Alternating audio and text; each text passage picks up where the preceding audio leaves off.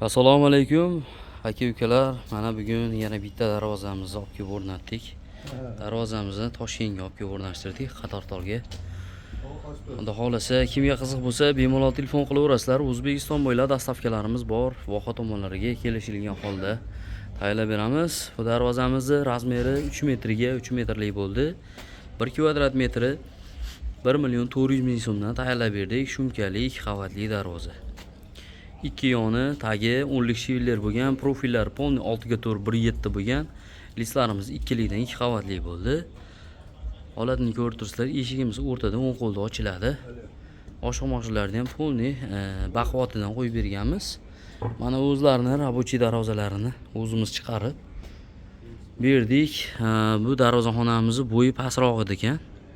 Mana shu yog'och turibdi, shu joyda ekan.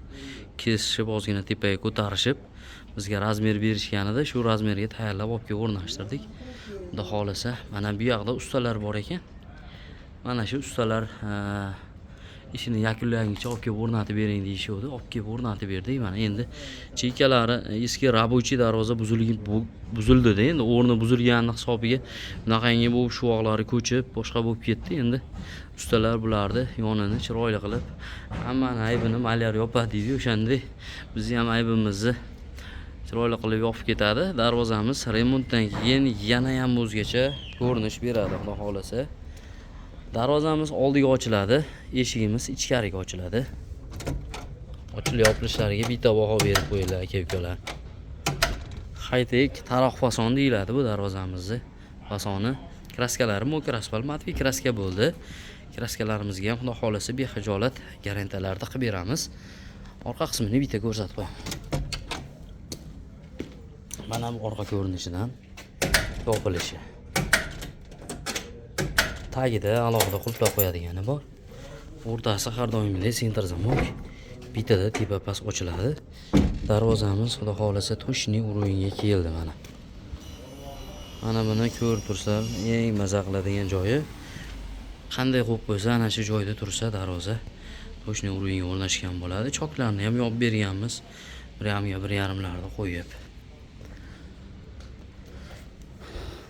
Shaharda ko'proq tashqariga ochishadi darvozani. Biz vodiyda ko'proq ichkariga bo'ladi. Bitta qo'lda bo'lgani uchun ozgina qiynalib qulplandi darvoza. Bu darvozamiz o'xshi summasi 13 million so'mga olib kelib o'rnatib berdik aka-ukalar.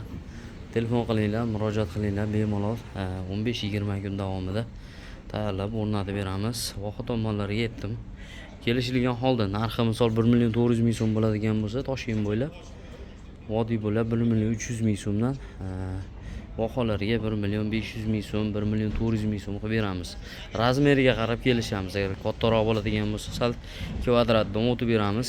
Razmeri bizga kvadratiga pul qoladi, shuning uchun kvadratga hisoblanadi darvozalarimiz. Bu darvozamiz Toshkentga o'sha eski nomi Qatortol ekan. Endi Qatortol desa hamma biladi-yu. Aka-ukalar sog' bo'lasizlar, salomat bo'lasizlar. Xudo xolasa qo'llab-quvvatlab turasizlar.